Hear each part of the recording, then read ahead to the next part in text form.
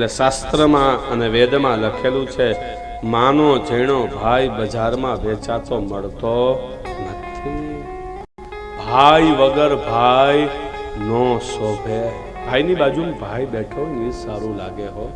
જાતું કરતા શીખી જાજો જિંદગીમાં સુખી થવું હોય ને તો. કારણ કે ધર્મનો ઉપદેશ છે એ.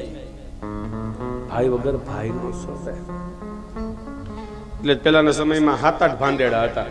7-8 છોકરા હોય, 2-3 બેનું હોય, અને એમાં માથાકૂટ થઈ હોય તો 2 જણા તો સ્પેશિયલ બાંધવા રાખતા. કાંઈ બોલતો નહીં હો, હાથ છીએ અમે. અને 2 ખપી જાય તો ભલે ખપી જાય તોય 5 વધશે. કારણ કે શક્તિ હતી, સંગઠન શક્તિ. અને કાંઈ બોલતો નહીં, અમે હાથ તો છીએ પણ વાહે અમારું કુટુંબ મોટું, અમારા ભાઈઓ ઉભા છે. ભાઈ વગર ભાઈ નો શોભે.